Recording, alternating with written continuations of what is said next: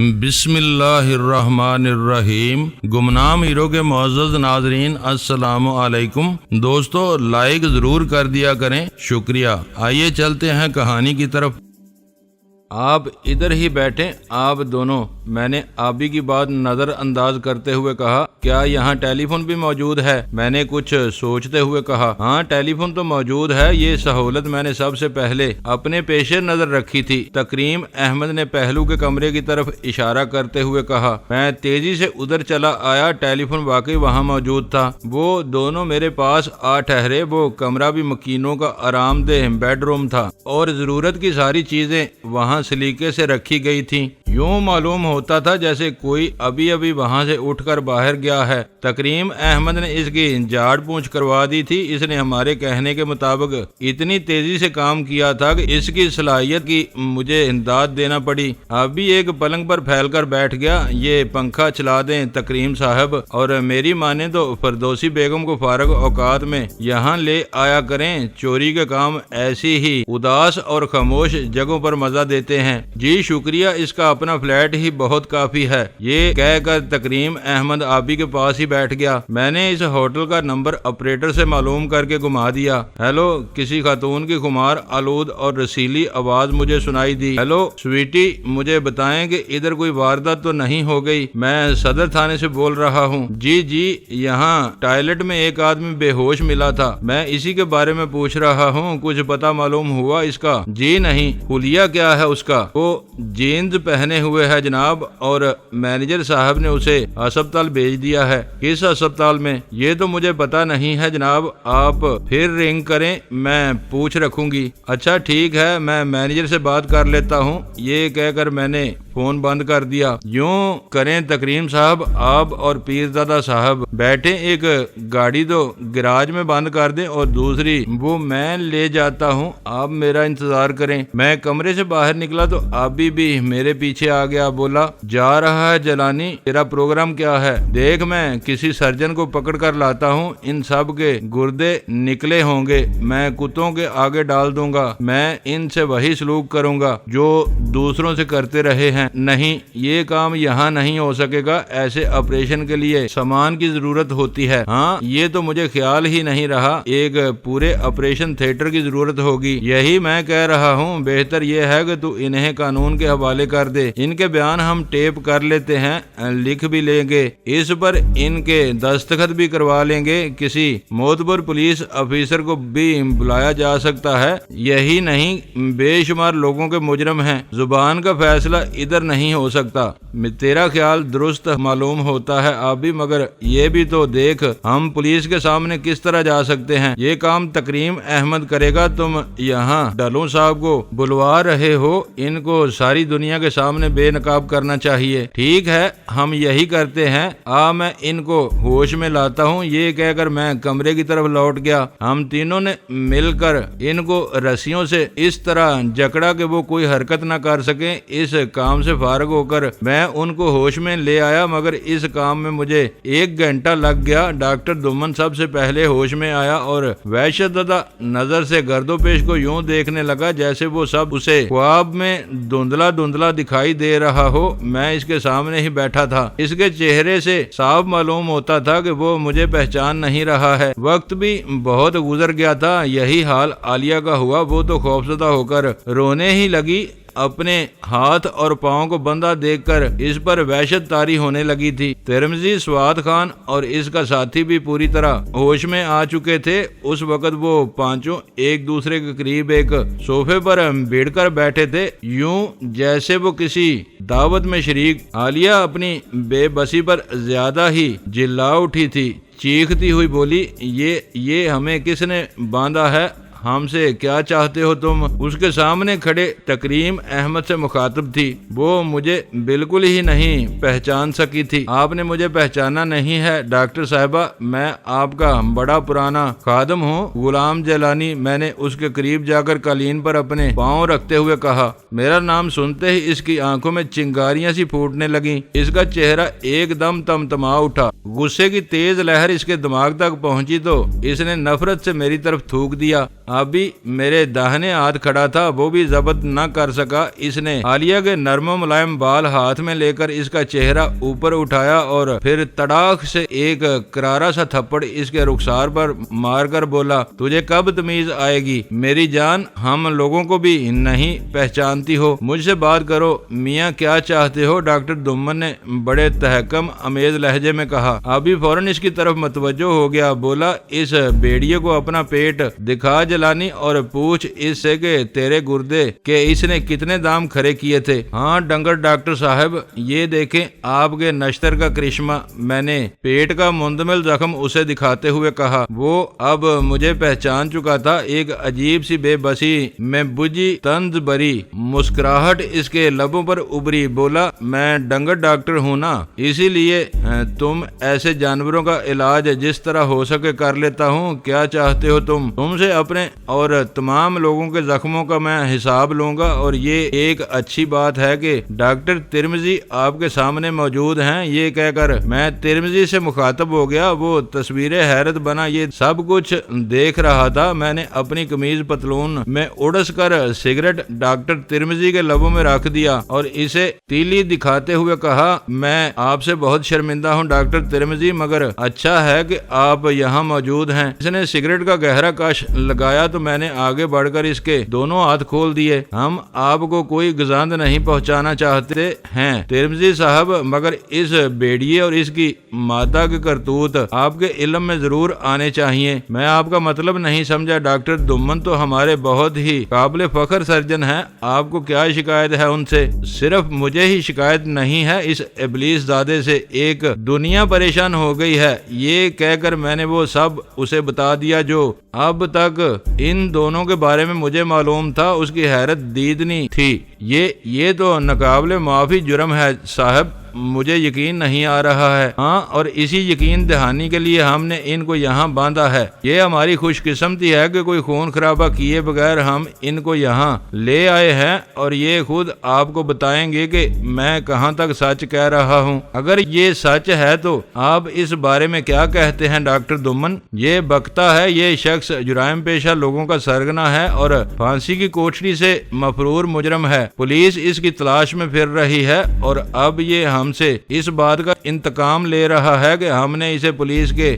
حوالے کیوں کر دیا تھا۔ اس کی یہ بات سنتے ہی آبی نے اسے بالوں سے پکڑ کر صوفے پر سے اٹھایا اور پھر اس کی ٹانگوں میں ہاتھ دے کر اس نے دمن کو پوری قوت سے بوری کی طرح قالین پر پھینک دیا۔ وہ کئی کلا بازیاں کھاتا ہوا دیوار سے جا لگا تو آبی نے پھر اسے بالوں سے پکڑ کر اوپر اٹھایا، بولا، بدماش، تو سچ نہیں بولے گا تو یاد رکھ ہم تیرا ایک الگ کر دیں گے۔ یہ کہہ کر وہ اس کا سر دیوار کے ساتھ مار کر تیزی سے کچن کی طرف لپکا۔ جب وہ واپس آیا تو اس کے ایک ہاتھ میں گنڈاسے ایسا چھرا۔ کمرے میں آتے ہی اس نے وہ اڈا دمن کے پاؤں کے قریب رکھا اور پھر دمن کی بندھی ہوئی ٹانگیں پکڑ کر اس نے ایک پیر اس نے اڈے پر چڑھا لیا۔ دمن دہشت زدہ ہو کر سکڑنے لگا۔ ٹانگیں اس نے فوراً ہی کھینچ کر پیٹ سے لگا لی تھیں تو میں نے اس کی گردن پر اپنا بوٹ رکھ دیا۔ آبی نے ایک بار پھر کھینچ کر اس کا ایک پاؤں لکڑی کے اڈے پر رکھ دیا اور غضبناک لہجے میں بولا،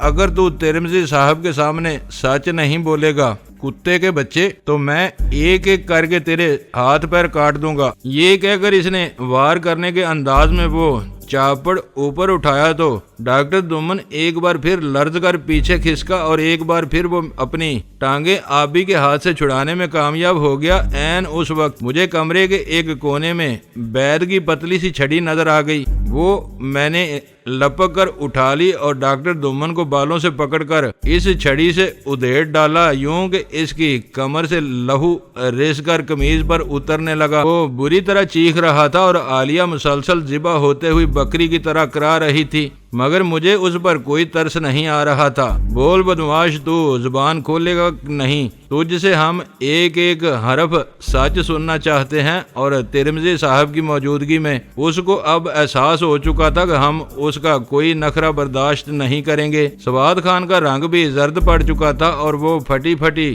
آنکھوں سے ہمیں یوں دیکھ رہا تھا جیسے تھوڑی ہی دیر بعد ہم اسے بھی انہی مراحل سے گزار دیں گے۔ ڈاکٹر دمن بول کہ تو کیا کچھ کرتا رہا ہے، میں بتاتا ہوں، خدا کے لیے مجھے چھوڑ دو، میں سب کچھ بتا دوں گا، سب کچھ۔ اسے پانی پلائیں بھائی جی اس خبیث کو، اور دیکھیں ادھر کوئی ٹیپ ریکارڈر بھی ہوگا کہ نہیں۔ میں نے تکریم احمد سے کہا۔ آبی نے اس دوران وہ گنڈاسا اور لکڑی کا اڈا وہاں سے ہٹا دیا۔ جی نہیں، ایسی کوئی چیز گھر میں نہیں ہے، میں البتہ آپ کو لا دیتا ہوں، جائیں ٹیکسی لے کر ابھی فلیٹ سے ایک ٹیپ ریکارڈر اٹھا لائیں، میں اس کھوتے کے پتر کو پانی پلاتا ہوں۔ یہ کہہ کر میں نے کچن میں سے لا کر ایک گلاس پانی اس کے منہ سے لگا دیا۔ اسے وہ جانوروں کی طرح گٹا گٹ پی کر ہانپنے لگا، یوں جیسے ہوا اس کے پھیپھڑوں میں داخل نہ ہو رہی ہو۔ تکریم احمد اسی وقت باہر نکل گیا۔ مجھے یہ دیکھ کر خوشی ہو رہی تھی کہ ڈاکٹر دومن کے اس علاج کا دوسروں پر خاطر خواہ اثر ہوا تھا۔ وہ سب ہمت ہار گئے تھے اور یہی میں چاہتا تھا، ان کے اندر مزاحمت کی تمام دیواریں منہدم ہو جانی چاہیے تھی، اس کے بغیر ہم اپنا مقصد حاصل نہیں کر سکتے تھے۔ میں آپ کو بھی پانی پیش کروں ترمذی صاحب؟ جب ہم نہیں، میں انہیں سیون اپ پلاتا ہوں۔ یہ کہہ کر آبی دائیں ہاتھ کے کمرے میں جا گھسا۔ وہاں رکھے فریج میں اس نے پینے کی چیزیں دیکھ لی تھیں، وہ غالباً تکریم احمد نے اسی روز وہاں رکھی تھیں۔ تھوڑے سے وقت میں اس نے ہمارے لیے بہت سا کام کر لیا تھا اور ہماری کسی بھی بات پر شبہ کر کے اس نے کسی قسم کی غفلت کا مظاہرہ نہیں کیا تھا۔ ڈاکٹر ترمذی ہمارے اس مربیانہ سلوک سے متاثر ہو رہا تھا۔ سوڈے کی بوتل پی کر اس نے اپنی جیب سے عمدہ قسم کے سگریٹ کا پیکٹ نکالا اور اسے سلگا کر بولا، مجھے نہیں معلوم تھا کہ اس عظیم پیشے میں ایسے لوگ بھی موجود ہیں۔ میں تو انہیں اپنے شہر کی نہیں سارے ملک کا معزز ترین ڈاکٹر سمجھتا تھا، اور آپ کے کہنے میں کہ الشفق میں بھرتی ہونے والے لوگ ان کا شکار ہو گئے ہیں، وہ جو حادثے میں مرتے مرتے بچے وہ بھی گردوں سے محروم کر دیے گئے ہیں۔ مجھے حیرت ہے صاحب، ہاں توے پر روٹی بھی پکتی ہے مگر اس کا ایک حصہ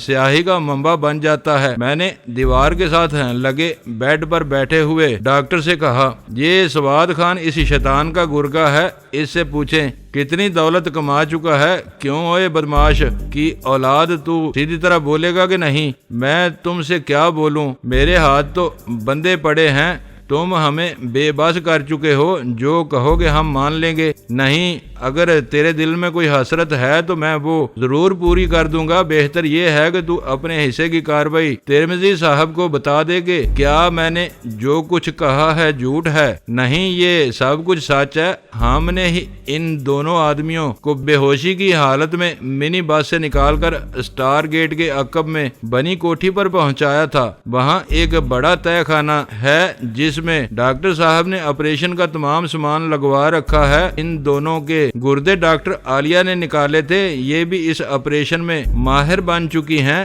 جب یہ اپنا کام کر چکے تو ہم نے ہی ان دونوں کو ہسپتال پہنچایا تھا۔ سن رہے ہیں آپ ترمذی صاحب، یہ ان کا آدمی ہے جنہیں آپ بہت معزز سمجھتے ہیں۔ اوف توبہ، یہ تو سیدھا پولیس کیس ہے صاحب، آپ جو بھی کار گزرے تھوڑا ہے، کوئی بھی شخص انہیں معاف نہیں کرے گا۔ ترمذی نے اپنے بندے پاؤں کو دیکھتے ہوئے کہا۔ وہ اب بڑے تواتر سے سگریٹ پی رہا تھا اور سمجھ چکا تھا کہ اگر اس نے وہاں سے بھاگنے کی کوشش کی تو وہ بچ نہیں سکے گا۔ ہمارے ہاتھوں کی کرامت وہ دیکھ چکا تھا اور اپنا پستول بھی میں نے ان سب پر عیاں کر دیا تھا تاکہ وہ اپنی کھال میں رہیں۔ تیرا کیا نام ہے بچے؟ تم کیڈلک کے پیچھے کیسے لگ گئے؟ میں نے سواد خان کے ساتھ بیٹھے آدمی سے پوچھا۔ وہ نئی عمر کا چھوکرا تھا، لباس اس نے بہت ہی سکن ٹائٹ پہن رکھا تھا اور اپنے 3 سال سے وہ نا تجربے کار لگتا تھا، مگر اس کی آنکھوں میں ایسی بہیمت تھی کہ میں سمجھتا تھا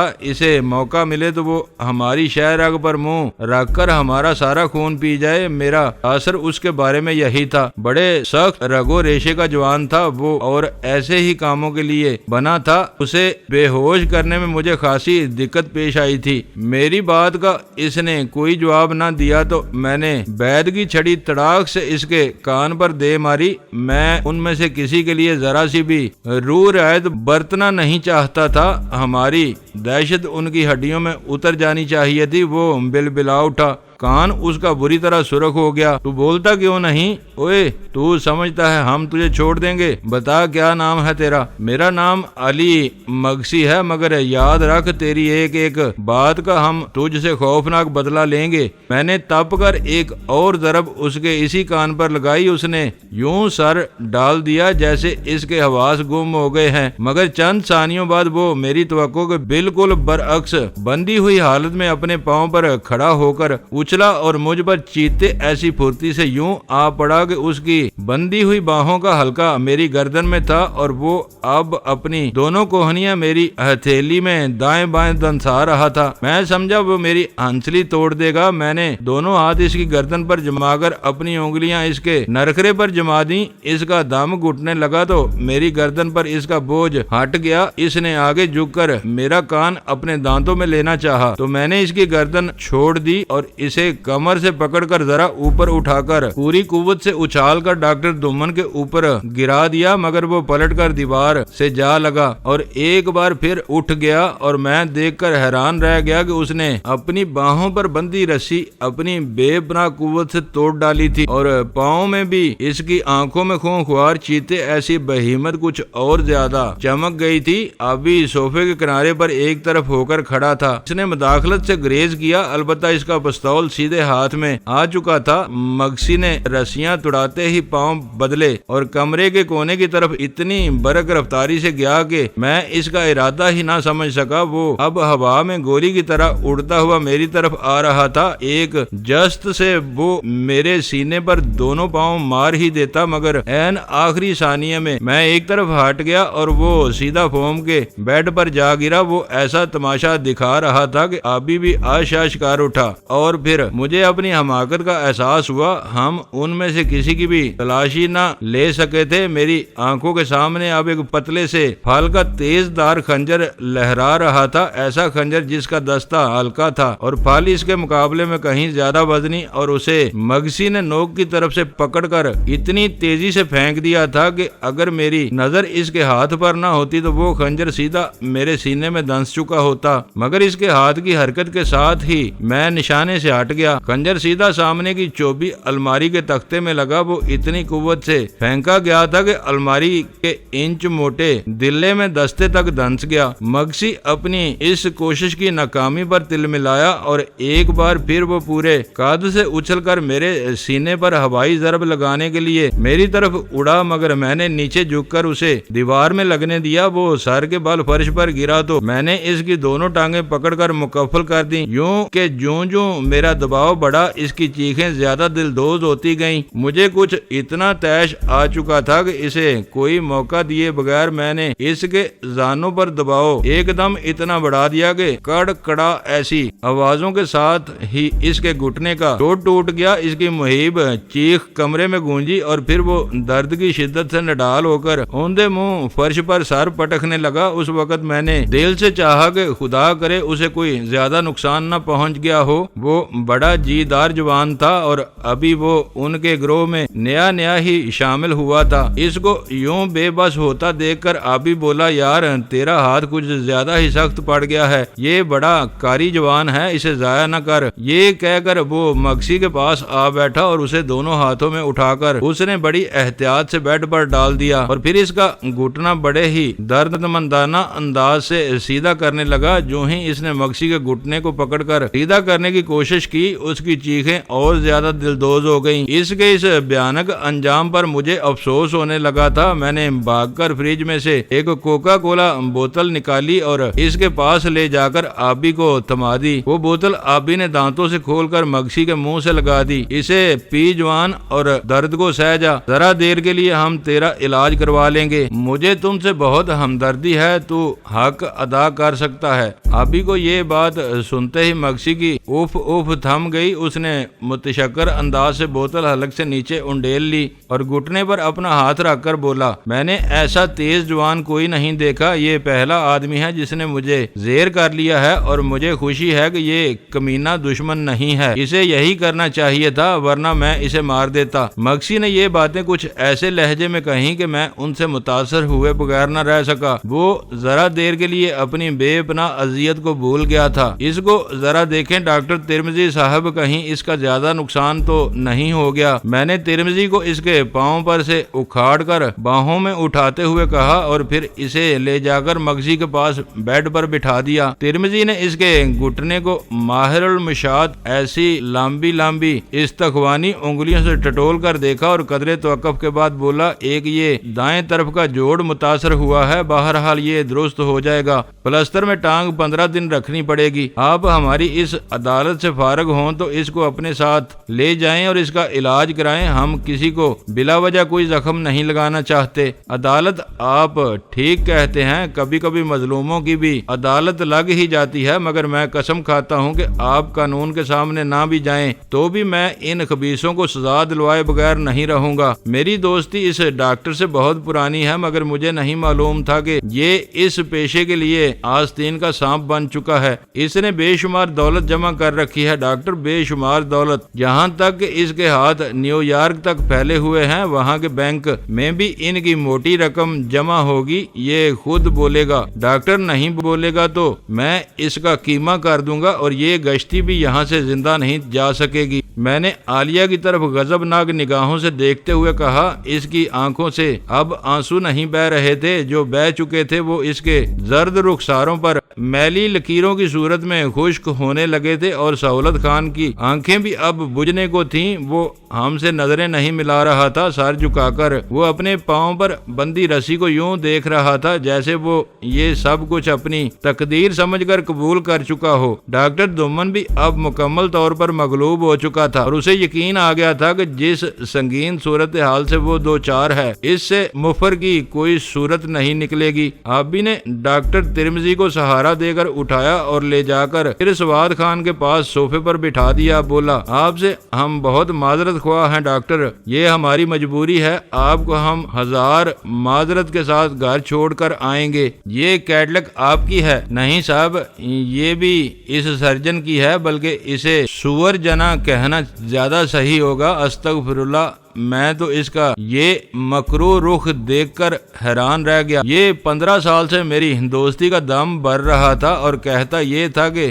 جب خرچ ہی پورے نہیں ہوتے کیٹلگ پھر اس نے کیسے خرید لی اتنی قیمتی گاڑی؟ اس نے تو بتایا تھا کہ ایک شیخ نے اسے تحفتاً دی ہے۔ صحت یابی کی خوشی میں اس کے دونوں گردے بیکار ہو چکے تھے، ظاہر ہے اس خبیث نے اس کے پیٹ میں کسی غریب کے گردے سی دیے ہوں گے، اس نے یہی کیا ہوگا۔ ہاتھ یہ صرف گردوں پر ہی ڈالتا ہے، البتہ اس کی یہ خوبصورت ناگن کبھی کبھی دوسرے آپریشن بھی کر لیتی ہے، سارے دندے کر لیتی ہے، یہ کیونکہ ڈاکٹر دومن اب قدرے بوڑھا ہو چکا ہے۔ میری اس بات کا ترمذی نے کوئی جواب نہیں دیا۔ وہ بہت ہی سادہ لو آدمی تھا اور جانتا تھا کہ عالیہ پر وہ خود بھی ہاتھ صاف کر چکا ہے۔ جس انداز سے وہ ہوٹل سے باہر آیا تھا وہ سارا منظر ابھی تک میری آنکھوں میں تازہ تھا۔ وہ میری اس بات پر کچھ خجل سا ہو گیا، سمجھ رہا تھا کہ میں نے اسے جس حال میں دیکھا تھا وہ ایسا نہ تھا کہ اس کی پاک دامنی کا ثبوت بن سکتا، اور مجھے یہ بھی معلوم تھا کہ ڈاکٹر دومن نے عالیہ کی کمر میں ترمذی کے بازو کو کیوں قبول کیا۔ وہ ڈائریکٹر ہیلتھ ہونے کی حیثیت سے بڑا صاحب اختیار آدمی تھا اور اس کی آڑ میں وہ دونوں اپنا مکروہ دھندا